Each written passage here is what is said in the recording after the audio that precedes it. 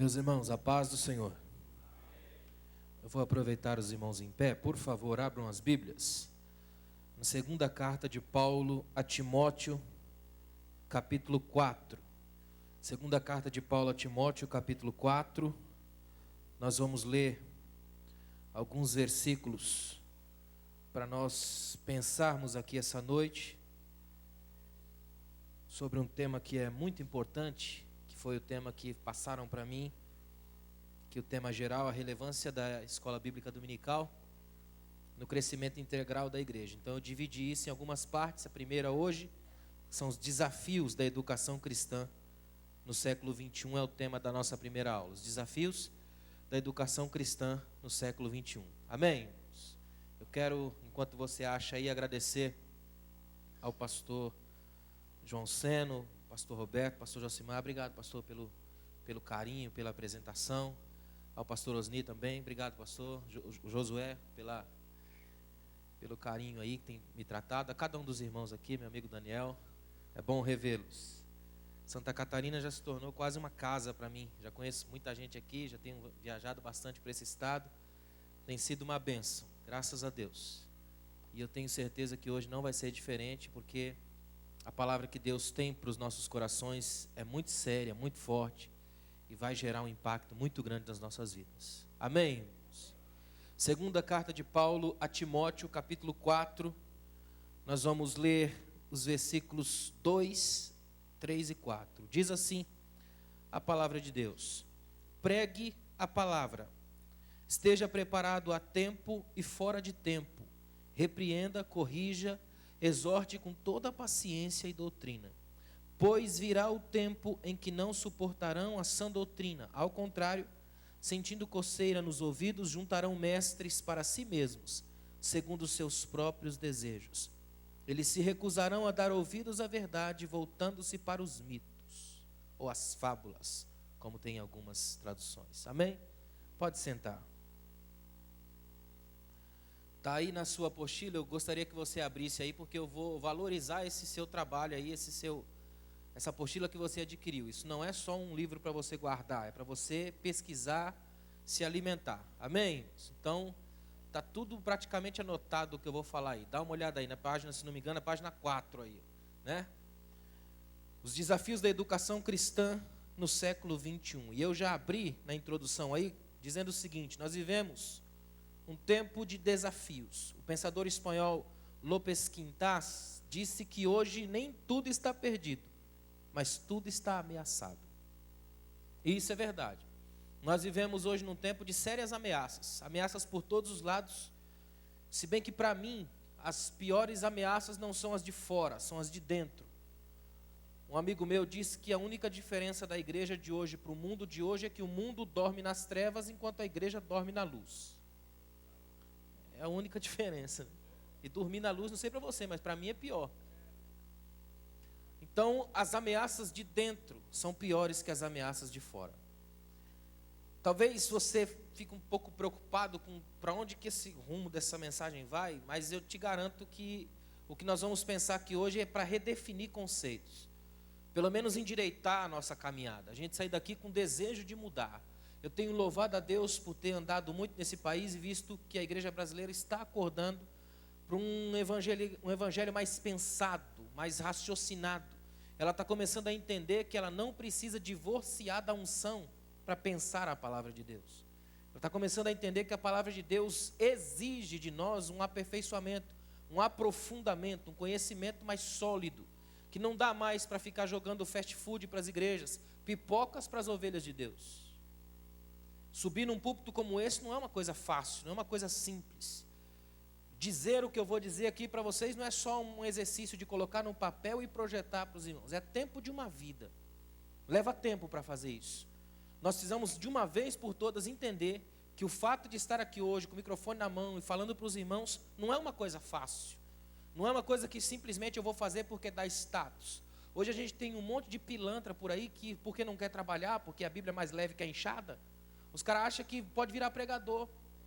Aí sai por aí vomitando coisas que não disse, lendo metade de uma frase aqui, outra metade lá, pirateando de internet, imitando pregador, trazendo uma toalha para o púlpito para secar a unção nojenta do suor.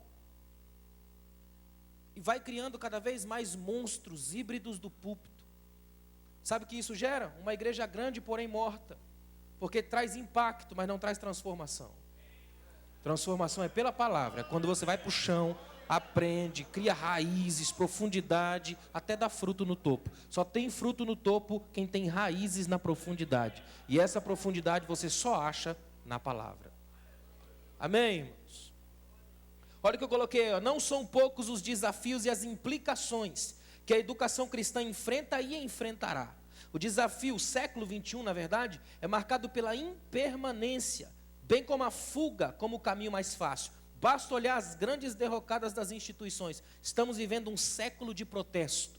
O que isso quer dizer? Nós vivemos num século onde pouca coisa dura, século da impermanência. Você tira bem isso pelos celulares de hoje. Dificilmente você acha alguém que ainda tem o primeiro celular. O cara fica procurando um até achar o que voa, é ou não é? Todo mundo na impermanência, na loucura, na correria, nada dura hoje. Nós vivemos num século de protesto. As coisas precisam passar. A sensação que se tem é que tudo passa pela minha mão sem que eu deixe a impressão digital em nada. E isso é um perigo, porque nós vivemos num tempo que conspira contra tudo que ousa permanecer. Aí você vai ver a derrocada das instituições, igrejas que rapidamente se acabam, movimentos que surgem e depois desaparecem, grandes cantores, grandes pregadores que não duram o tempo de uma colheita. Você vê, por exemplo, instituições extraordinárias como o casamento, que se acabam numa velocidade incrível, porque vivemos no século da impermanência. Pouca coisa dura. E para a igreja, isso é o maior desafio, porque você está aqui hoje por causa de uma palavra. Jesus diz: passa céu e terra, mas a minha palavra não passa. Se a palavra de Jesus é da permanência, a igreja luta por isso. A igreja luta para que aqui os casamentos não acabem tão cedo quanto no mundo. A igreja luta para que aqui as verdades sejam fundamentais. A igreja luta para que aqui exista permanência. Não é a rotatividade que existe nas igrejas de hoje. Você já viu rotatividade eclesiástica? O indivíduo vem aqui para receber alguma coisa, aí recebe, ou sei lá, pensa que recebe, sai, vai para o outro. É a mentalidade que existe de shopping da fé. Os caras hoje vivem no princípio da intolerância. Eu não concordo muito com o que você diz, eu vou lá e abro a minha igreja, o meu ministério. Tanto que a frase é assim, ó: vou abrir uma igreja para mim. Está certinho, é para ele mesmo. E aí o cara vai, abre o ministério, monta um pequeno montoadinho de igreja. Eles têm 5 pastores e já tem uma convenção. E a coisa vai virando cada vez mais nesse sentido, até que o outro também não suporta mais e abre outra, e você vai tendo pequenas células que vão se rebelando. Sabe o que é o nome disso na medicina? Câncer. Quando uma pequena célula se rebela contra o todo e gera o câncer. É por isso que nós temos tantas igrejas morrendo hoje nos seus sucessos extraordinários, porque ao invés de influenciarem o século, são influenciados por ele. Deu para entender? Olha no texto aí, ó. A educação cristã trabalha com uma das dimensões fundamentais da missão da igreja. Qual é? Olha o que diz Mateus 28:20: ensinando-os a guardar todas as coisas que vos tenho ordenado. Agora olha que tremendo: até que todos cheguemos à unidade da fé e do pleno conhecimento do Filho de Deus, a perfeita varonilidade, a medida da estatura da plenitude de Cristo, para que não sejamos mais como meninos, agitados de um lado para o outro e levados ao redor por todo o vento de doutrina. Efésios 4:13-14. Como povo de Deus, ó, 1 Pedro 2:9-10. Devemos nos empenhar na vivência do Evangelho e principalmente ensinando a verdade revelada e ministrada aos nossos irmãos em Cristo Jesus. Eu não sei se você já percebeu isso, mas no século que nós vivemos hoje, nós temos uma igreja profundamente infantilizada. Só que o pior é que não é o lado bom da infância, a beleza, a singeleza, a inocência. Nós temos um lado de não crescer, o abuso infantil. Uma igreja de crianças ainda, que gostam que se faça cócegas na alma, de gente que vibra quando alguém vem aqui e fala: você vai para onde, irmão? Não precisa nem terminar a frase que o cara já foi, né? Vivemos numa igreja que é muito perigosa nesse aspecto, que ela gosta de vibrar sempre nas intensidades mais profundas, só que ela não costuma ir na profundidade da palavra. Aí que está o perigo, porque aí você tem uma igreja que qualquer vento de doutrina leva. É isso que Paulo está dizendo, ventos de doutrina. O que Paulo coloca aos Efésios é uma coisa muito séria. Ele vai dizer que as doutrinas não chegam como algo que destrói, é como um vento, é legal, é interessante, é bom. A melhor coisa que você precisa no calor é do vento, é da brisa. Ou seja, a doutrina virá, esses ventos de doutrinas vêm como uma capacidade incrível de sedução da alma, fazem um carinho na vida, mas o que vão gerar é morte. Só não consegue passar por isso uma igreja que é capaz de aprofundar suas raízes. E isso só vem a partir da palavra. Se nós queremos ser uma igreja que faz diferença, uma igreja relevante, ela começa no aprofundamento da palavra. Por isso que eu coloquei desafios da educação cristã. Olha aí, ó, desafios fazem parte da vida humana. Na área da educação, os desafios são constantes, inúmeros e estimulantes. É impossível entrar na área da educação cristã sem abraçar seus desafios. Aliás, educar por si só já configura desafio.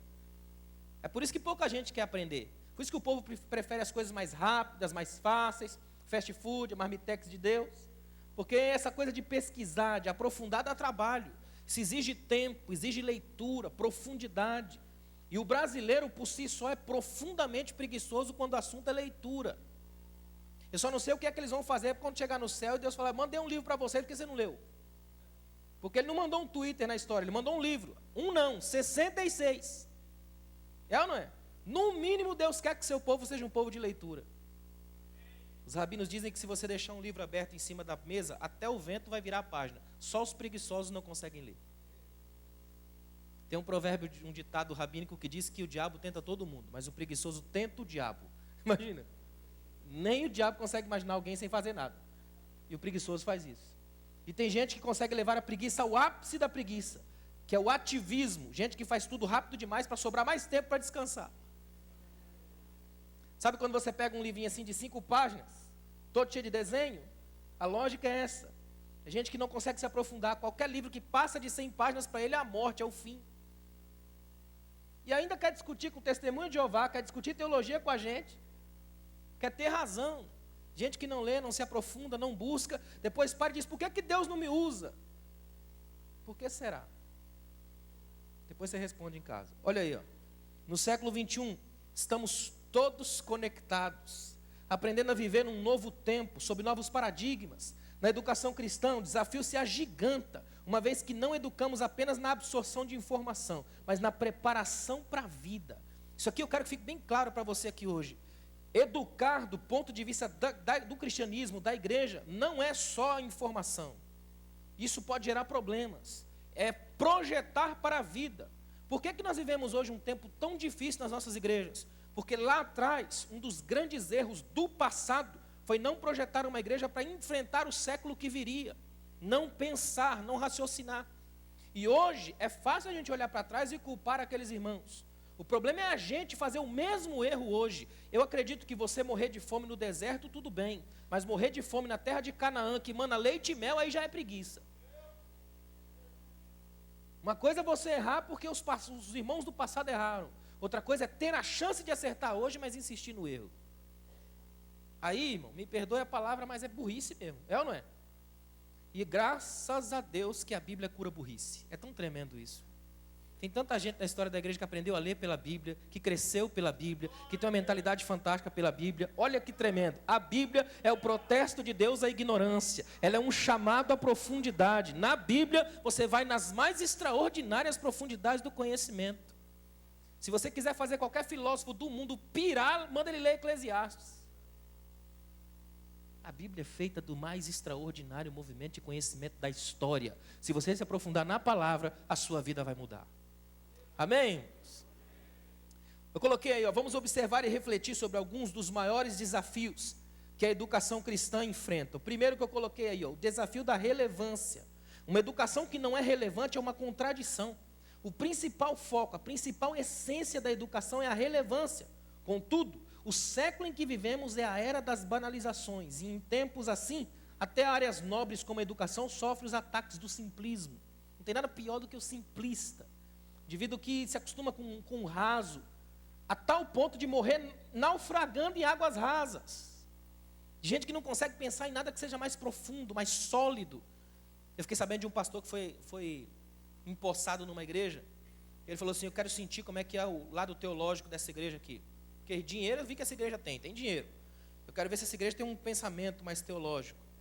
O que ele fez? Foi visitar logo a escola dominical. Vou na escola dominical, que ali já tem as melhores cabeças. Pelo menos quem pensa, vai lá. E ele foi e gostou da sala grande das crianças, foi lá na sala das crianças, e o pastor fez uma brincadeira assim com as crianças, perguntou para as crianças assim, ó: meninos, dizem para mim aí, digam para mim, quem foi que derrubou o muro de Jericó? Aí o menininho falou, fui eu não. Aí o pastor olhou para a professora, pastor, esse menino é terrível, mas se ele falou que não foi, não foi não. Pode ter certeza que ele é, eu conheço a história, a família dele. O pastor ficou intrigado, olhou para o tesoureiro que estava com ele, o tesoureiro falou, pastor, não tem problema não, a igreja tem um caixa legal, onde é que é esse muro? A gente manda construir outro. Deu para entender o nível de teologia da igreja? Nós temos hoje umas igrejas que andam derrubando os muros, reconstruindo os muros, fazendo um monte de empreitada, porque ainda não entendeu que a palavra não tem a ver com o que você consegue mostrar, é com o que você consegue encobrir e deixar que só a graça de Deus apareça em você. Tem a ver com sumir do foco, é diferente. A relevância não é o que você mostra, é o que você é. Amém?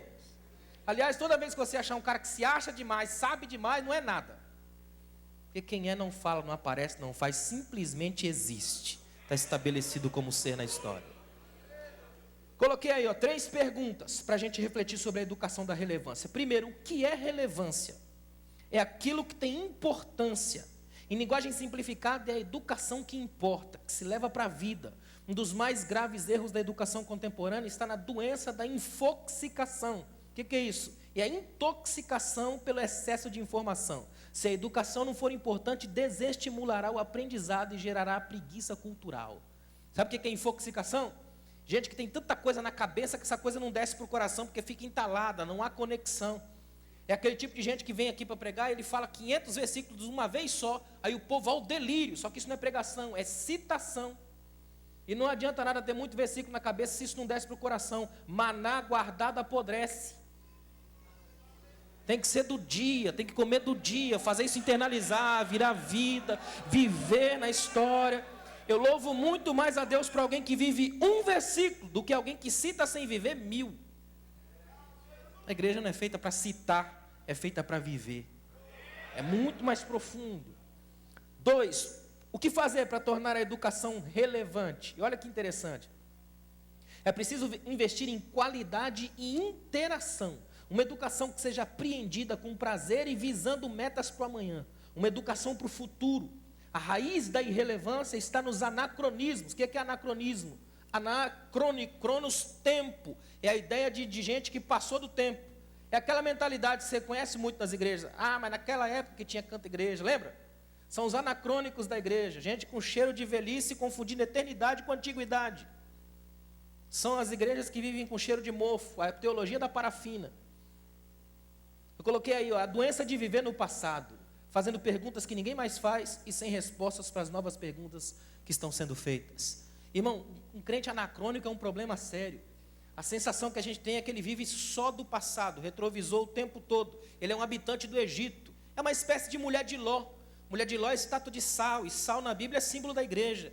A mulher de Ló simboliza a igreja que para no tempo, avança, mas o coração ficou em Sodoma. Ela não tem futuro, não tem projeto para amanhã. Tudo nela é para trás, é um torcicolo teológico. Não consegue virar a cabeça e enxergar o que vem no amanhã. Quanta gente com medo do amanhã, e sabe onde eles se escondem? Atrás das desculpas teológicas. Isso aí é modismo, isso aí é inovação, Deus me livre. Só que esse povo não faz nada para o hoje, tem medo de encarar o tempo. Sabe aquele tipo de gente que se esconde atrás da etiqueta de cristão?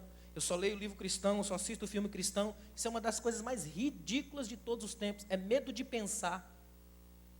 E se você fica só no gueto, como vai ter resposta para as perguntas que o mundo está fazendo? Se você não ouve o gemido do mundo, se é surdo ao que o mundo está dizendo,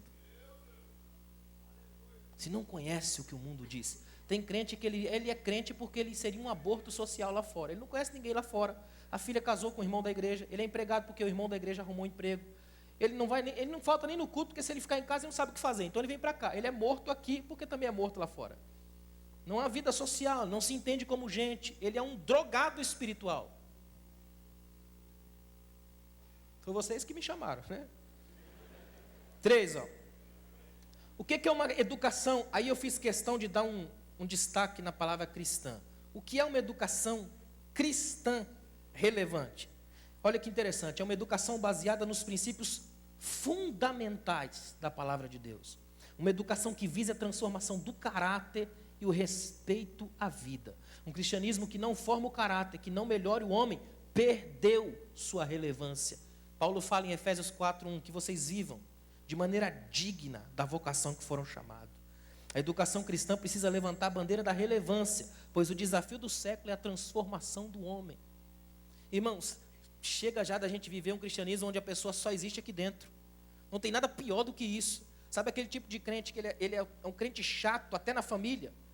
Por exemplo, o primo vai casar, fala, vamos convidar a família. Não convida o crente, não, que ele é enjoado demais, vai estragar o casamento. E o pior é que o crente bate no peito, é porque eu sou santo, é porque você é chato. Se o islamismo tem xiita, você é chato. Nós somos chamados a ser sal e luz, duas coisas que fazem diferença no ambiente, que elas exigem enquanto estão em atitude. Como é complicado isso, um cristianismo de caras fechadas, que faz questão de ser irritante no mundo, antipático. Jesus era empático, empatia, viajar para dentro do sentimento do outro. Não há nada mais chato do que isso. A minha mãe contou que um rapaz na região onde ela mora, lá em São Paulo, um moleque morreu com 16 tiros, imagina. Um garoto de 14, 15 anos morreu com 16 tiros. E o velório, aquela angústia, chega uma irmã e fala, está bem feito, por que não ficou com Jesus? Podia morrer junto, não podia? Eu quero que vocês pensem, eu não vim aqui para falar o que vocês já ouviram. Eu quero que vocês pensem, que abram a mente, que entendam que Deus quer te usar infinitamente mais lá fora do que aqui dentro. Aqui é fácil fingir. Lá fora é que importa. Lá fora isso aqui não distingue, isso aqui não faz diferença. Isso aqui não é nada. Lá fora o que vale é o que encobre isso aqui. Ainda tem gente acreditando que ternos e gravatas levam você ao nirvana da fé. Isso aqui é uma bobagem sem tamanho. Alguns dos piores bandidos do nosso país se vestem assim. O que adianta a gravata ser grande aqui se a língua vai lá embaixo? A relevância da sua educação cristã se mostra lá fora. Se mostra na reunião de pais na escola do seu filho. Se mostra em não comprar carteira de motorista nem furar farol vermelho. Se mostra em devolver o troco a mais que veio e não contar o testemunho dizendo que foi bênção. Se mostra em ter capacidade suficiente para votar certo. Porque tem uma casta que só sai com jejum e oração, mas tem uma casta que só sai com voto. A igreja é uma igreja consciente, que pensa, que raciocina, que influencia a nação, que faz diferença, que sai daqui para ser a bênção que precisa ser lá fora. Não é o lugar do púlpito, é a situação do púlpito. Evoluir para uma igreja que faça diferença. É muito fácil gritar no púlpito, fazer aquele movimento imenso, tal, e não ter absolutamente nada lá fora, que faça diferença no mundo, que façam os universitários que querem te ouvir. Sabe por que tem tanta gente hoje gritando um cristianismo frágil, tendencioso, perigoso? Porque é mais fácil gritar para uma massa que não pensa. Eu quero ver alguém gritar bobagens no meio de uma massa que raciocina, que critica, que tem uma postura bereana, que vai ver na Bíblia se isso é real. Uma igreja que se estabeleça pela profundidade. Essa é a igreja que Jesus chamou. Amém, irmãos? Relevância. Segundo desafio que eu coloquei é o desafio das novas mídias. E presta atenção nisso aqui, ó. O mundo mudou. E mudou muito. A sociedade globalizada está toda conectada, interagindo com novas percepções da vida, novos insights a todo instante. Susan Molchart escreveu que seus filhos adolescentes veem um mundo de 2 décadas atrás como um museu cronológico. Olha o que ela escreveu. Até mesmo as mídias das suas próprias infâncias, o VHS, dial-up, lembra? Nintendo 64, telefones com um fio, são para eles relíquias tão estranhas quanto os tinteiros. Eles se referem à civilização pré-alta definição e tela plana como os dias em preto e branco. Imagina. Ela diz o seguinte, os meus filhos são tão evoluídos. Hoje ela é uma escritora canadense, que ela passou 6 meses com os filhos desconectados. Escreveu um livro sobre essa experiência chamado O Inverno da Nossa Desconexão. E nesse livro ela fala que os filhos ficaram assustados em saber que existe vida sem conexão. Ela disse assim, se o meu ultrassom, a ultrassonografia dos meus filhos, tivesse legenda, eu tenho certeza que eles estariam escrito, mãe, liga o computador que eu estou chegando. Nós vivemos nessa era dos conectados. Quer ver uma coisa? Dá uma olhada aí, ó. A geração mídia está cada vez mais conectada. O número de pessoas envolvidas com as mídias é avassalador. Gabriel Perissé, que é professor da Uninove em São Paulo, disse que estamos na idade mídia. Estamos divididos entre os imigrantes digitais. Deixa eu ver se tem algum aqui. Qualquer pessoa nascida de 1990 para trás. Tem alguém? De 1990 para trás. Tem alguns imigrantes digitais aí. Na verdade, ninguém entendeu nada, né? 1990 para trás. Quem nasceu de 1990 para trás? Todos nós, é praticamente a maioria. Os imigrantes digitais. Agora, olha aí, ó, de 1990 para cá, até hoje. São os poucos nativos digitais que a gente tem aqui essa noite. É muito fácil você descobrir quem é um imigrante e quem é um nativo digital hoje. É só você dar um iPhone na mão de cada um. Quem pedir manual de instruções é imigrante. Porque o nativo já vem possuído. É ou não é? Já nasce fazendo coisas que você nem sonhava que era possível fazer. Não é assim? Olha o que eu coloquei. O termo nativos digitais foi cunhado pelo designer de jogos e autodenominado visionário Mark Persky em 2001. Se referia à primeira geração nascida e criada completamente conectada. Um dos grandes perigos da educação contemporânea está no que alguns psicólogos chamam de síndrome da agenda lotada, ou como descreveu o psicólogo David Icke no seu livro clássico de 1981, o fenômeno da criança apressada. São crianças privadas do lúdico, dessa coisa de brincar, da bênção de exercer a imaginação. São escravas de calendários e compromissos, de cursos e concursos, agendas e expectativas. Crianças sem infância. Sabe o que é mais incrível? Essa geração da mídia, geração toda conectada, plugada, é uma geração que quando entra na igreja, em muitas igrejas hoje, elas são expostas a um padrão que o tempo todo quer que elas voltem. É um negócio esquisito, eles estão tão acostumados a estar num nível muito mais profundo de conectividade, e aí a gente chega para eles e com a sensação que a gente tem é de voltar para eles e ensinar eles a andarem para trás. Como é complicado isso. Eu lembro que eu fui numa igreja, um interiorzão aí, não vou dizer onde para não sujar, mas eu fui numa igreja no interiorzão que, quando me apresentaram o pastor de jovem, deu vontade de voltar para casa. O pastor de jovem tinha uns 80 anos, tadinho. Estava quase precisando de 2 jovens para ficar de pé, um do lado dele, outro do outro. Eu fiquei pensando, meu Deus, como é que faz para deixar um pastor de jovens? Irmão, a melhor coisa para ele era ser um auxiliador dos jovens, um conselheiro, quem sabe. Mas o pastor dos jovens com 84 anos é de doer, irmão. Ele vai viver um eterno conflito de gerações, e não é culpa dele não, é culpa de quem colocou, que é pior do que ele. Não é não? Não tem como você brigar com o choque do século. O apóstolo Paulo fez isso de forma brilhante. Paulo é o primeiro pensador na Bíblia a colocar sexo e espiritualidade na mesma frase. Paulo é um pensador que vai olhar seu tempo, sua época. Ele vai citar várias vezes metáforas dos jogos, metáforas do soldado. Paulo usa seu tempo e prega no seu tempo. Quanta gente hoje batendo de frente com o século, ainda bate no peito e diz, isso aí não é mais do meu tempo. E quando foi que você morreu, irmão? Se você está vivo aqui hoje, é seu tempo, e Deus ainda pode te usar hoje, no seu tempo. Olha aí, ó, no reino midiático, tudo é feito em fúria com a realidade. Muitos são os viciados em sites de simulação da realidade, que é o Second Life, sites que fazem um simulacro da vida. O desafio da era digital é gigantesco e cresce ainda mais. Palavras são redescobertas ou repensadas sob novos ângulos, como, por exemplo, a palavra amigo. No âmbito das redes sociais é possível ter milhares de amigos, mas nunca ter visto nenhum, é ou não é? Até a palavra amigo ficou desconectada, estranha, sem falar na própria linguagem das mídias. Hoje a tendência é encurtar cada vez mais as palavras, criar um vocabulário todo novo. Tanto é que é possível que 2 adolescentes estejam conversando e você ficar literalmente boiando geral sem saber o que é. Eles estão conversando na linguagem deles. Simples assim. Aí às vezes eu vejo gente que vem para falar no púlpito, por exemplo, uma linguagem que nem ele mais sabe se existe.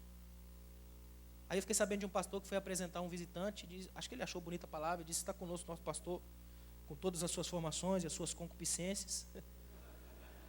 Meu Deus, o pastor disse, é verdade, eu sou pecador demais mesmo e vim aqui só para ser salvo. Quem não pensa, irmão, acaba fazendo essas bobagens aí. Se você não pensa, você é pensado, arrastado pelo mundo e pelo século. E não adianta tentar gritar depois, Senhor, me salva, Senhor, já tentei, faz tempo, você não deixa? Não é? Olha aqui, ó. A educação cristã não pode cometer os erros do passado. Se você puder e quiser, grifa aí. A educação cristã não pode cometer os erros do passado e ficar de fora da realidade virtual. Ou seja, traduzindo, olha para mim, não demonize computadores. O problema não é o monitor, é essa pecinha em frente a ele. Como tem gente demonizando, coloca na sua mente, eu e meu mouse serviremos ao Senhor. O que tem de gente demonizando os computadores, as mídias, sangue de Jesus tem poder, isso é do inferno, faz até o sinal da cruz. E sabe o que isso esconde? Medo de se envolver com o novo. Tem muita gente que tem tanto medo de se envolver que passa de longe. Porque ele sabe que se ele apertar o enter, ele não sai mais dali. Aí ele fica pior que os filhos. Então ele fica desequilibrado, sem saber o que fazer direito. E com isso é levado por todas as ilusões e todos os problemas. Como é bom quando a gente tem uma igreja equilibrada, de gente que aprende, que corre atrás, que quando os monstros do século se levantam, eles domam. Porque sabem que maior é o que está em nós do que o que está no mundo. Aliás, a Bíblia é o livro mais extraordinário por isso. Eu estava lendo esses dias um rabino, e ele falou uma coisa fantástica. Ele disse, quando a gente olha para essa geração hoje, com o tablet, por exemplo, que fica para cima e para baixo, tudo no touchscreen, tudo no toque, eles esquecem que foi Deus quem fez isso. Porque quando Deus deu para Moisés as tábuas da lei, a Bíblia diz que ele escreveu no dedo, no tablet, do tablet ao tablet, e o Deus é o mesmo, e a tecnologia também. É ou não é? Você tem um Deus que desenvolve os processos mais incríveis da fé. O homem não faz nada, só copia. Olha que interessante. A educação cristã não pode cometer os erros do passado, ficar de fora da realidade virtual. É preciso aprender a ser ressonância da oração de Jesus em João 17,15. Olha o que Jesus orou. Pai, não peço que os tires do mundo, mas que os guardes do mal. É preciso aprender a santificar essa realidade virtual. Aprender a aprender. O mundo, os diálogos, a interatividade estão em constante mudança. A educação não fica aquém desse processo de mutação. A coisa flui, é diferente, é rápida. Não dá para parar, senão o mundo avança e te engole. E as pessoas ficam com medo. Tem lugares nas igrejas onde você vai que o povo tem tanto medo. Por exemplo, tem igreja que não tem nem telão, com data show, nada disso, é pecado. Acho que eles vão procurando aquele mimeógrafo, aquele negócio antigo. Como é bom quando a gente aprende de uma vez por todas que todas essas coisas e tecnologias, cada vez mais que crescem, cada vez mais devem ser vistas como instrumentos para a gente usar para a glória de Deus. Olha para mim, imagine se Paulo tivesse acesso a Facebook, Twitter, Instagram. O que Paulo ia fazer no mundo se sem ter nada disso ele fez muito mais do que todos os 40 milhões de evangélicos brasileiros juntos? Imagina se Paulo tivesse um iMac, se Paulo tivesse um iPad. Imagina se ele pudesse filmar suas mensagens. E nós podemos. A questão é se queremos fazer isso. Graças a Deus que cada vez mais tem surgido nas igrejas bons profissionais, homens e mulheres que estudam, que se formam, cada vez mais temos doutores nas igrejas. Aliás, eu quero fazer até um parênteses aqui, pedir que cada vez mais surjam nas igrejas artistas. A igreja precisa descobrir um artistério, o ministério do artista. Em algum lugar na história houve um divórcio entre o cristianismo e as artes, e isso foi mortal. E a gente perdeu grandes artistas extraordinários, e artistas que levavam pela via da arte aquilo que às vezes as palavras não conseguem atingir, emoções, sensações. Como faltam artistas na casa de Deus. É por isso que as nossas pecinhas de teatro são horríveis. Porque a gente acha que é só fazer, vai lá e fala. Já viu o irmãozinho fazendo sobre Jesus na cruz? Bem medíocre, já morreu assim, sem graça. Você fala, morreu, amém, né? Os melhores assim são aqueles de demônio, já viu? Que os caras fazem uns demônios em cara legal, e vem gritando, bota medo do povo. A tentação é ganhar o povo pelo medo, né? O que Jesus nunca fez. Jesus não ganhou ninguém pelo medo, foi pelo amor. E a Bíblia diz que o verdadeiro amor lança fora o medo. Arte, a gente não tem, sumiu das igrejas. Que a gente tem medo de se envolver. Que a mesma coisa tem sumido de muitas igrejas, a verdadeira alegria. Tem igreja que você vai que a sensação é que Jesus está morto há 2000 anos no velório mais antigo da história. São igrejas vazias, esquisitas, sem graça, um povo estranho, fechado, que não conversa com ninguém. Eles confundem santidade com essa coisa esquisita, não sorri nunca. Você já viu? Igreja que não tem alegria, não tem leveza, tudo é espírito de densidade, os caras só caem. Não há nenhuma alegria, nada novo, tudo estranho, fechado, sem graça. Você vai cumprimentar o irmão com a paz do Senhor, parece que ele vai te dar um golpe de UFC. Como é bom quando a igreja é leve, irmão, feliz, alegre. Você foi lavado e remido no sangue de Jesus, tem um céu por herança, está passando por aqui, vai chegar na glória. No mínimo você tem uns 40 motivos para sorrir hoje. Não é? E a gente vive numa igreja fechada, densa, esquisita. Você já viu que o cara não pode ser humorista crente? Para ser humorista tem que desviar? Ele não pode rir aqui, lá é estranho isso. Nas igrejas a gente tem aquela coisa estranha que ela é, na verdade, um contrassenso. Você não pode sorrir aqui, mas também é proibido ser triste. Vai explicar. Já viram o que a gente faz com os momentos de louvor? Por exemplo, momento de louvor na igreja é obrigado a ficar de pé. Quem ficar sentado não é livre, não é? A gente vai inventando um monte de coisa, porque a gente faz uma salada imensa porque não pensa. Quando a igreja começa a pensar, a raciocinar, começa a entender que aqui, antes de qualquer coisa, é um espaço de liberdade, de transformação de alma, de libertação de vida, de tirar os mofos do passado e respirar o ar da novidade de vida, da liberdade que Deus tem para você. Sorria, irmão, você é livre. É livre. Ou pelo menos eu acho que é, né? Olha o que eu coloquei aí, ó. Educar em tempos de novas mídias precisa ser um exercício de paciência, de visão do futuro, de um senso apurado de oportunidade. A igreja não pode perder a chance de usar as ferramentas e os avanços tecnológicos a seu dispor. Na era de todas as mídias, não podemos mais ficar escravos de uma EBD, por exemplo, movida à máquina de escrever. É ou não é? Essa igreja já é uma diferença, porque já tem todo um movimento de televisão e isso mais. Mas aqui mesmo no estado já tem gente que acha isso aqui uma coisa do inferno. E é preciso, de uma vez por todas, tirar essas coisas da nossa mente. Aprender de uma vez por todas que nosso chamado, quando é potencializado por todas essas coisas que a gente tem ao redor, pode atingir muito mais. Infinitamente mais. Ou seja, ao invés de você ficar demonizando as páginas da internet, cria uma que edifique alguém. Não é? É simples, não é? Tem gente que é complicado. Tem gente, por exemplo, que ele tem aquela distância de tudo. Sabe aquela coisa de tudo que você vai apresentar, o indivíduo desmonta antes mesmo de saber? Não há nível mais profundo de ignorância do que você rejeitar algo sobre o qual você nada sabe.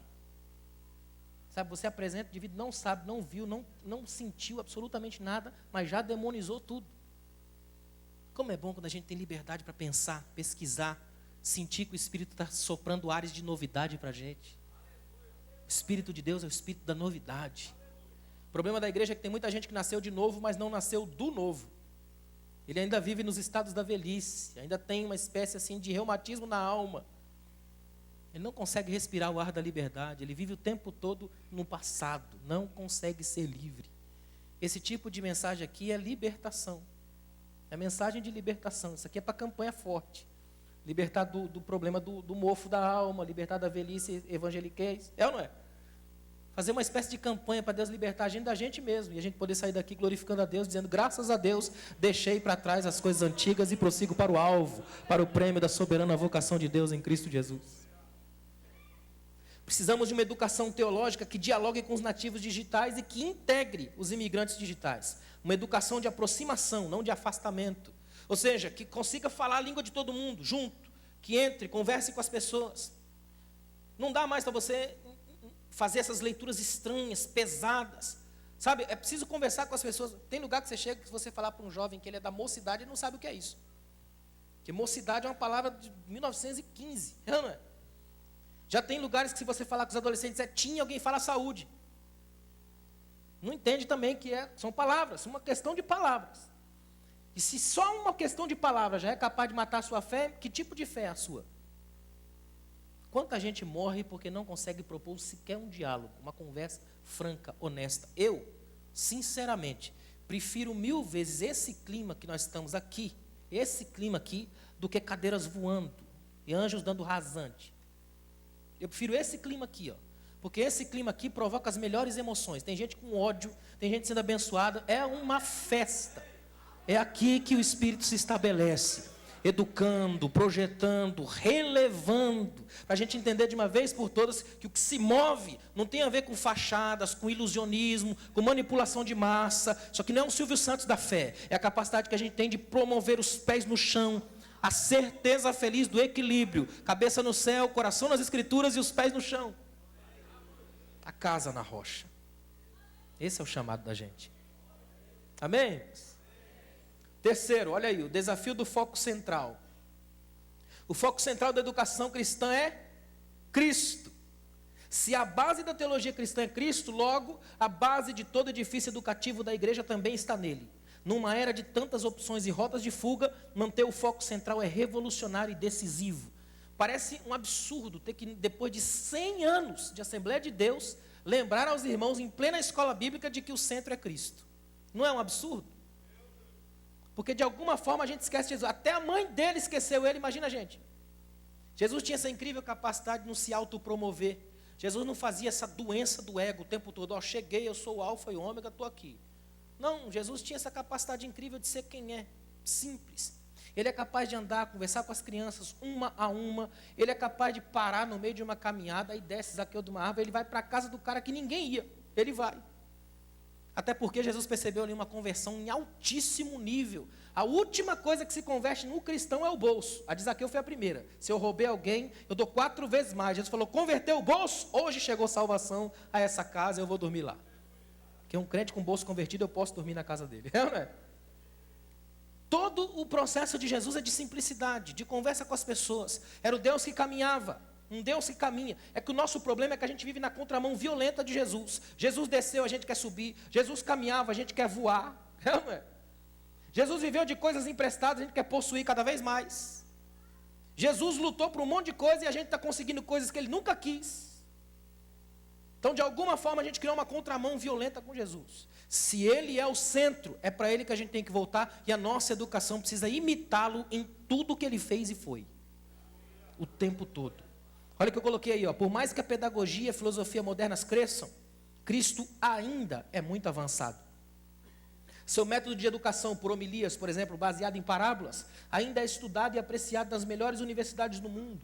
Jesus conseguiu, com 12 homens absurdamente comuns, alavancar um projeto histórico que abalou o mundo e já perdura por mais de 2000 anos. Com 12 homens comuns. E eu vou falar uma coisa para vocês. Pensa nos homens complicados, foram os que Jesus escolheu. Sabe aquela coisa de me diga com quem andas e direi quem és? Não serve para Jesus. Eu tenho certeza absoluta que Jesus era um homem que minha mãe ia falar, não anda com esse cara não. Porque ele só anda com gente complicada. Jesus, olha, ele passa a noite inteira orando, ele é Deus. A Bíblia diz que veio uma multidão na direção dele, e dentre a multidão, ou seja, ele tinha opções, dentre a multidão ele chamou a ele os que ele quis. Foi ele quem quis. Olha quem ele quis, Judas. Ele quis Pedro e Mateus para conviver junto em uma guerra terrível, porque um cobra imposto e cobra errado, o outro paga e paga reclamando. Imagina, Simão, que era zelote, partido extremista da época, alcaidazinho infiltrado no grupo. Olha o grupinho que Jesus chama, só homens complicados, para andar com eles. A dados momentos, Jesus vai dizer assim, até quando eu vou ter que suportar vocês? E ele ora, Pai, te dou graças pelos discípulos que me deste no mundo. Mas ia da onde? Em Marte? Ele não estava no mundo? O que ele está dizendo é o seguinte, são esses aí que o Senhor me deu? Eu te dou graças por eles, com eles eu vou fazer. Se aqueles homens serviram, eu ainda sirvo, porque a matéria-prima é a mesma e Jesus é o mesmo, ontem, hoje e eternamente. Ainda escolhe gente imperfeita, incapaz e que precisa da graça. É por isso que você está aqui hoje, não é porque é bom, é porque o Deus que olha para os imperfeitos olhou para você. A base da educação cristã é Cristo, o Cristo que olha para quem você não olharia, que faz festa para quem você não faria, que recebe quem você não receberia, o Jesus que vai nos lugares que você não iria, um Jesus que não está empolgado com catedrais, com templos, o negócio dele é gente, lida com pessoas, tinha uma capacidade incrível de andar, de conversar com as pessoas, de ser simples, extremamente simples, dormir no barco, comer sem lavar a mão. Jesus completamente na violenta inversão do que era um João Batista, por exemplo. Você olha para João Batista, ele está sempre lá longe, Jesus está perto. João Batista é um indivíduo que tem um cardápio complicado, roupa complicada. O de Jesus deu até um título para ele, comilão e beberrão, imagina. Quando você olha para João Batista, a sensação é que ele é santo. Você olha para Jesus, a sensação é que ele é amigo de todo mundo. Não é tão santo assim, né? O que Jesus está dizendo é uma coisa extraordinária. Jesus está dizendo, eu quero que vocês entendam que santidade não é o isolamento da vida, é o mergulho nela. Quando você mergulha nela, e quanto mais humano se torna, mais espiritual fica. Quanto mais perto das pessoas, mais perto de mim. Se você quiser dar um abraço em Jesus, é só abraçar o irmão do seu lado. Porque toda a glória de Deus se revela nessa comunhão aqui, ó, na igreja, nela está toda a glória de Deus. Nisto conhecereis o amor que Jesus Cristo deu a sua vida por nós, e nós devemos dar a nossa pelos irmãos. Quer ver uma coisa interessante? Olha o que eu coloquei aí, ó. Se a educação cristã perdeu o foco que é Cristo, perde também sua relevância e seu propósito. Uma das tentações da hipermodernidade. O que é hipermodernidade? É a aceleração da pós-modernidade. Nós já estivemos na pós-modernidade. O que nós estamos agora é na hipermodernidade. Aceleramos o que já era ruim. Ou seja, uma das tentações da hipermodernidade é a substituição de Cristo. É pensar a partir de uma lógica da irrelevância de Jesus. Ao longo do ano, muitos são os livros e artigos lançados com o intuito de desconstruir o Cristo bíblico e banalizá-lo. Até na igreja você vê muito disso. Hoje nós temos um Jesus na igreja adocicado. Apararam as garras do leão de Judá. Estão transformando ele num bichinho de pelúcia. De sal do mundo a gente virou docinho da terra. Não é um negócio esquisito? Um Jesus assim, meio pálido, abobalhado, bobão, não é não? E você vê isso como reflexo da própria cultura brasileira. Você quer ver uma coisa? As imagens de Cristo na cultura brasileira já demonstram isso. Se você chegar em qualquer borracharia dessas pelo Brasil afora, tem lá o pôster de uma mulher nua e o crucifixo com o Cristo nele. É ou não é? Não há menor respeito pela imagem do Cristo ali, ou seja, é um Cristo sem respeito. A mentalidade católica mais forte que impregnou na nação é de que Cristo só age depois que você falar com a mãe ou falar com alguém. Ele é um Cristo sem respeito e é um Cristo frágil. Ele é sempre pintado nas telas pálido, magro, é um Cristo sem poder. Na igreja parece a mesma coisa. Se você fala no culto, Jesus está aqui, leva um ano para alguém entender. Agora coloca ele rodeado de anjo que o povo ao delírio. Ele sozinho não presta, tem que vir com escolta celestial. É um Cristo frágil, sem poder, sendo migrado da cultura brasileira para dentro das igrejas. Eu vou deixar bem claro para os irmãos, o Cristo que a palavra coloca, que nós pregamos, que deve ser amado pela igreja, ele é alfa e ômega, princípio e fim, ele é rei dos reis e senhor dos senhores, ele é soberano, ele está acima de tudo e de todos, ele é o cordeiro imolado antes da fundação do mundo, você existe porque ele garantiu o direito de você existir, ele é tudo, dele, por ele e para ele são todas as coisas. E se você não for apaixonado por Jesus, pode arrumar outro título que cristão não serve para você. Aliás, um dos piores títulos que a gente teve na história foi esse, de cristão. O melhor foi protestante. Era quando a gente protestava. O problema é que o tempo foi passando e a gente foi migrando e perdendo as identidades. Por exemplo, a gente nos anos 60, a gente era chamado de protestante. Era a melhor época que a gente tinha. Aí depois, pelos anos 70, a gente virou crentes. A lei de crente, lembra? Era lei mesmo, tudo era proibido, né? Aí nos anos 80, a gente virou evangélicos. 90 até aqui a gente é gospel. Depois dessas do Thales aí a gente vai ser o quê? Está cada dia pior. Porque nós temos uma destruição da própria identidade, sem saber o que é. Porque alguns acham que identidade é gritar regras e dogmas de doutrinas estranhas. Outros acham que identidade é o que você consegue se auto-imprimir. E identidade para o cristão é Cristo. Se Cristo estiver nele, ele tem a identidade dos consagrados. Cristo nele revela a esperança da glória. Ele é o cabeça do corpo.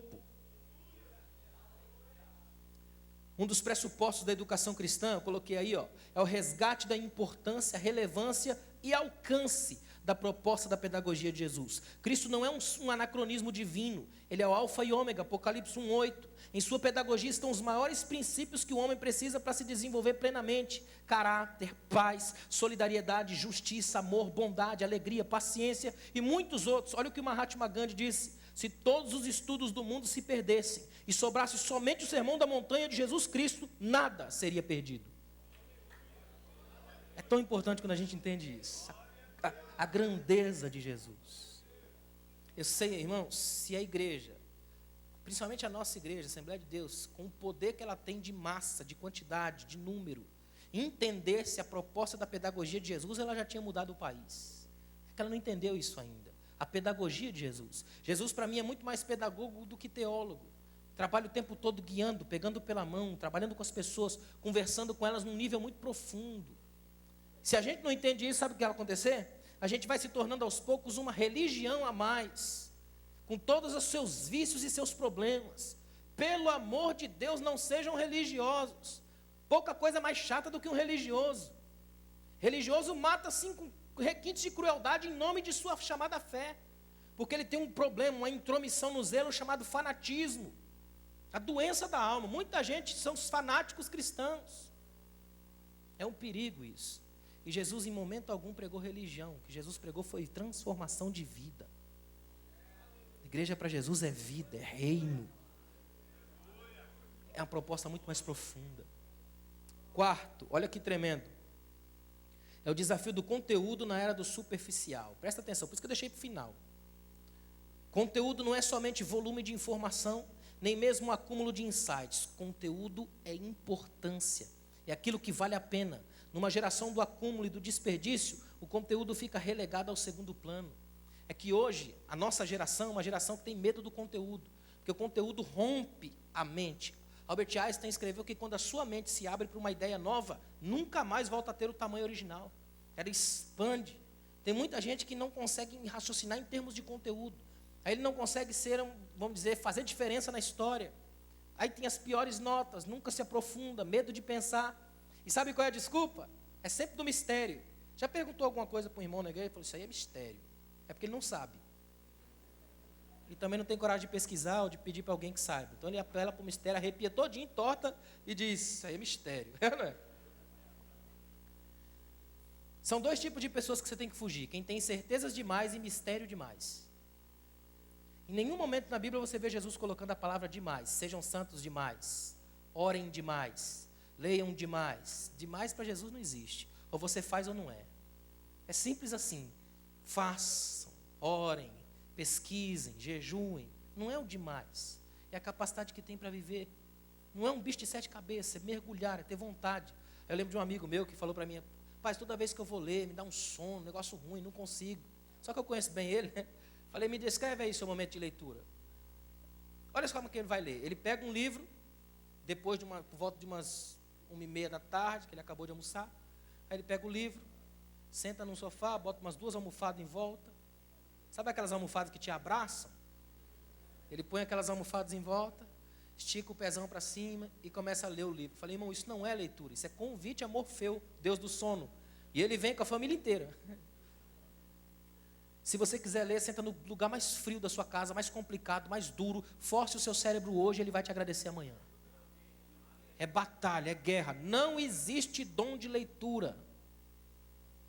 Sabe aqueles irmãos, pastor, eu queria tanto dom que Deus te deu de leitura, vai ficar querendo, porque não tem.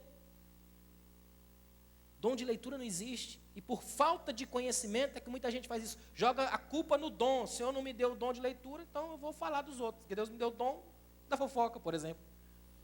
Igual uma irmã que falou para o pastor, tem uns 9 dons. O pastor falou, e o 10º? Ela falou, qual que é o 10º? O da mentira. Tem não? Olha o que eu coloquei aí, ó. No século da impermanência, o conteúdo é capaz de diferenciar um projeto sério de mais uma daquelas muitas inovações do mundo contemporâneo. Uma educação de conteúdo é um protesto contra a pedagogia do vácuo que existe em nossa era. Sabe o que é pedagogia do vácuo? É gente que você vai ver que tem PhD, mas escreve errado.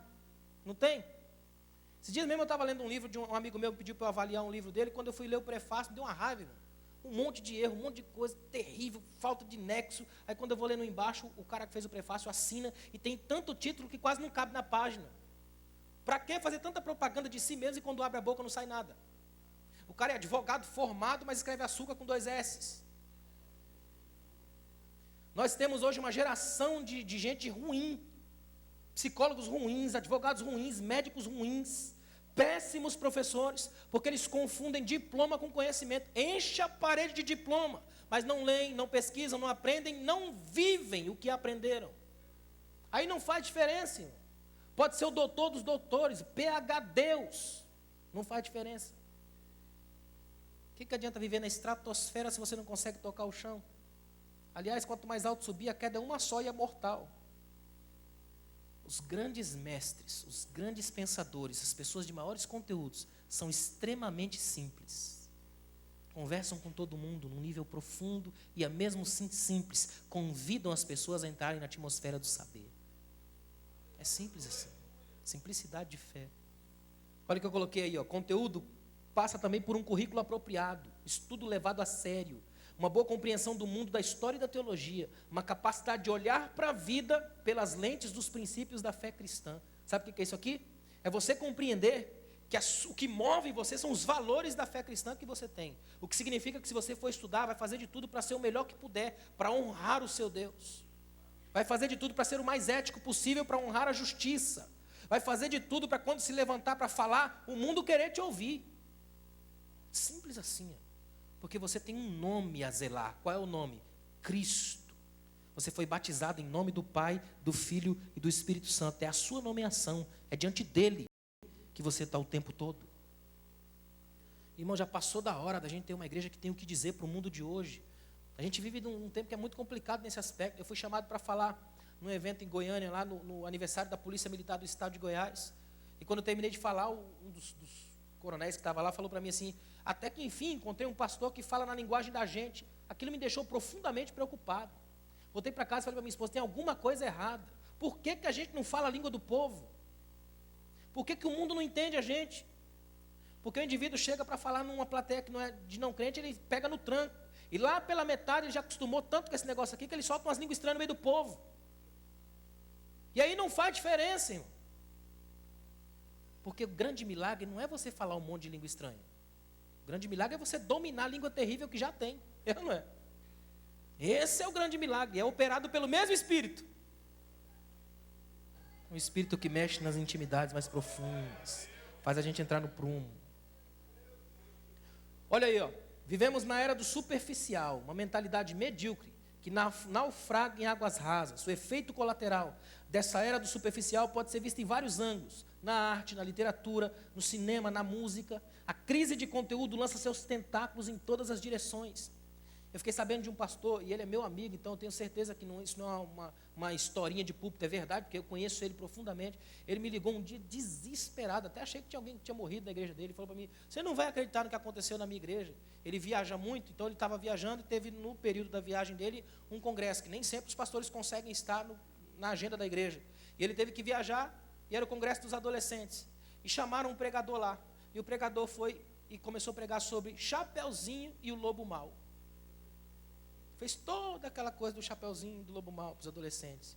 Vestido com terno cheio de desenho de lobo mau. Aí ele falou para mim: o que eu faço? Eu falei: não sei, vamos chorar junto, vem para cá. Deve ter Prozac, Lexotan, alguma coisa tem guardado aí. Nós vivemos uma espiritualidade tarja preta, irmão. O negócio está feio. Falta de conteúdo, o cara não tem o que dizer, não conhece Bíblia, então fica enrolando no púlpito, inventando um monte de coisa. Você quer ver uma coisa? A coisa mais fácil que tem é botar essa multidão para vibrar. É fácil. Se você tiver noções de homilética, de oratória, principalmente de psicologia da massa, você consegue fazer o povo ir ao delírio. Às vezes as cores que você usa determinam o estado da sua psique. É fácil inventar um revelamento, alguma coisa para você, colocar a mentalidade, o pior de tudo, sugestionamentos. É a lógica dos pai apóstolos de hoje, a mistura de pai de santo com apóstolo que tem nas igrejas por aí. O cara fala: vem pela minha fé.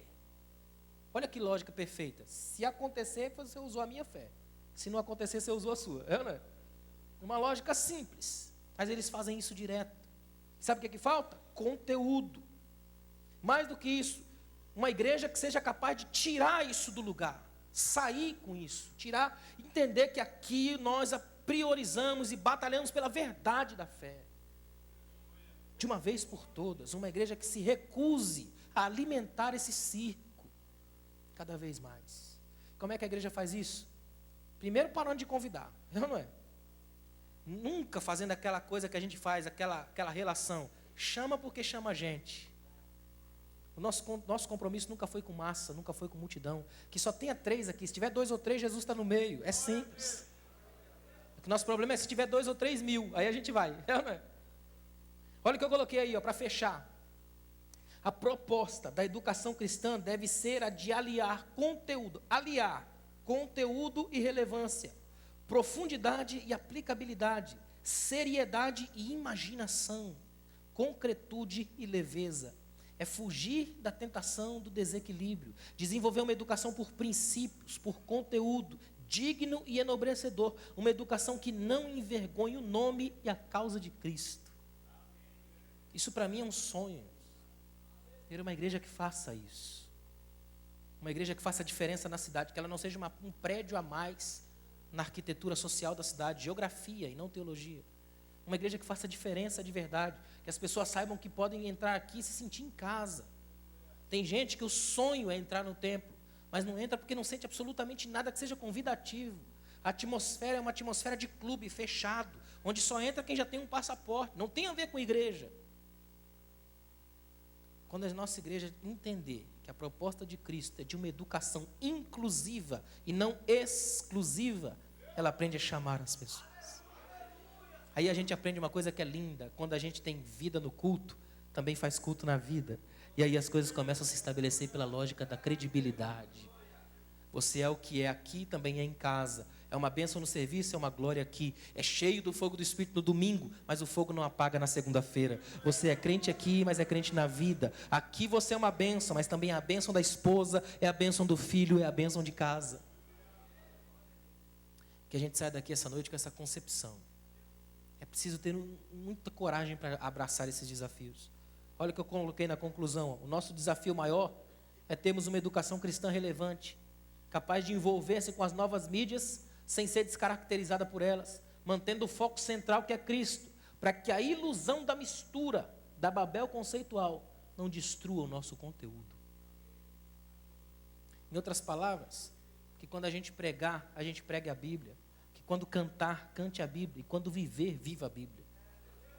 A gente não precisa de inovação, a gente precisa de renovação. Isso aqui, o tempo todo. Quanto mais você focar na palavra, mais conteúdo você vai ter. Não são os livros que te dão conteúdo, é a palavra. Porque os livros são acessórios para ela, meios para ela. Você simplesmente lê o que os outros leram para ter uma opinião sobre a base dela, mas ela é o foco. E quanto mais a gente se aprofunda e se alimenta da palavra, melhor. Que você saia daqui hoje com isso na sua mente. O chamado de Jesus para mim e para você é compreender de uma vez por todas que o mundo não determina a nossa fé, que a sociedade não determina nem dita o jeito que a gente vive, mas que a nossa vida, a nossa confiança, a nossa base seja toda feita em cima da glória, da graça de Deus. Amém? Fica de pé, por favor. Eu quero fazer uma oração com você. O que eu quero que você saia daqui hoje com isso na sua mente é que isso aqui não é uma palavra para hoje, é para se levar para a vida. Olha para mim aqui, ó. Eu estou tentando viver isso o tempo todo, todos os dias. Eu não posso ser hipócrita e dizer para você que eu estou vivendo tudo isso aqui. Eu não consigo, ela é mais elevada do que eu. Mas é o meu horizonte, é o meu esforço todos os dias. É nisso que eu tenho lutado todos os dias. Para a gente poder criar a mentalidade santa, saudável, feliz, de que a nossa vida foi feita para a glória de Deus. Que a gente educa para a glória de Deus e é educado pela glória de Deus. Que o nosso chamado de uma vez por todas não é encher linguiça, como as pessoas dizem, mas cada vez mais alimentar as ovelhas e o rebanho de Deus. Jesus conseguia fazer uma coisa que até hoje me encanta. Jesus parava, olhava para um lírio e tirava uma mensagem de um lírio do campo. E colocava o lírio acima de Salomão, peso pesado da história de Israel. Jesus conversava com gente, parava para ver criança brincar. Ele tinha muito mais capacidade de ser gente do que nós. Interessante que os discípulos tinham dificuldade em acreditar que ele era verdadeiramente Deus. Já nós hoje temos dificuldade em acreditar que ele era verdadeiramente homem. Nós estamos no inverso dele. E ele era verdadeiramente Deus e verdadeiramente homem. Quer ser uma humanidade profunda? Seja como Jesus. Imite Jesus, respire e transpire Jesus. Seja apaixonado por Jesus a ponto das pessoas olharem para você e quererem amar aquilo que você ama. Donald Miller escreveu que às vezes você só precisa ver alguém amar alguma coisa para você sentir vontade de amar também. Seja tocado por Jesus aqui hoje. Ame Jesus. Olha para mim, não foi você que aceitou Jesus. Ele que aceitou a gente. Ninguém aqui consegue aceitar Jesus. Ele aceita a gente.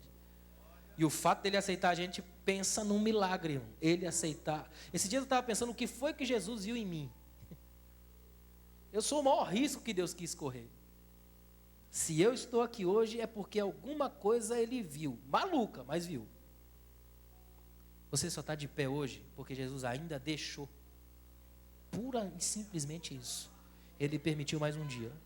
Mais um dia.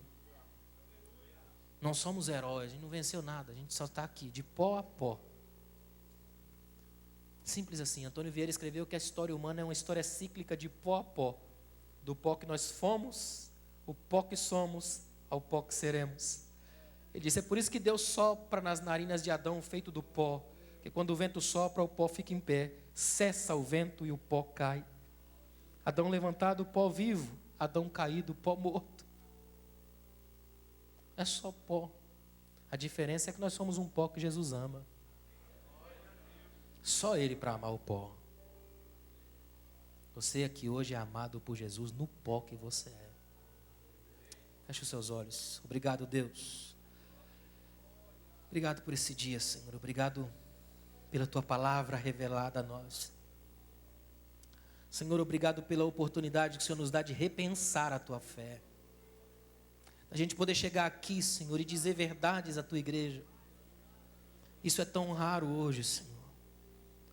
Eu te louvo porque, apesar dos nossos problemas, dos pesares que somos, o Senhor ainda vem aqui, ainda nos ouve, ainda nos recebe, ainda nos ama. Somos os Teus filhos, Senhor, amados de Ti. E se estamos aqui hoje, é porque o Senhor ainda nos garante a Tua presença santa. Obrigado, meu Deus, obrigado por cada vida aqui essa noite. E que amanhã, permitindo o Senhor, eles possam voltar, Senhor, para que a gente continue aprofundando, mergulhando na Tua palavra, que é o oceano mais profundo que alguém mergulha sem morrer. Mergulhamos para a vida. Obrigado, Pai, por cada um aqui hoje. Em nome de Jesus. Amém. Obrigado, irmãos. Que Deus abençoe. Obrigado, pastor. Eu vou só rapidamente, eu tenho lá embaixo alguns livros. Esse aqui, a editora pegou algumas das minhas mensagens e começou a transformar em livro. Essa daqui é uma delas. Conselhos de um velho apóstolo. A sabedoria das últimas palavras do apóstolo Paulo. É um texto tremendo. Aí tem esse aqui, A Mulher Excelente. As mulheres que estiveram lá na convenção sabem desse texto. É um texto tremendo. E eu acredito que tem lá também O Homem Excelente.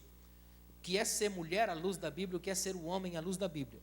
O homem excelente e a mulher excelente. Você compra os dois, vira o casal excelente. No mínimo é bom, né? Aí tem o do Charles Spurgeon, Considerai. Spurgeon, o príncipe dos pregadores, um texto tremendo. E eu acredito que lá tem também o da Susana Spurgeon, a esposa dele. Em 1898, quando ele morreu, ela lançou um livro chamado Palavras de Consolo para o Coração. E tem aqui o Líder Indispensável, que é o que eu lancei agora. E eu coloquei o prefixo indiferenciado, que é para você descobrir se você é dispensável ou indispensável. Amém, irmãos? Vai ser uma bênção para mim e para vocês. Obrigado, que Deus abençoe. Meus irmãos, nós queremos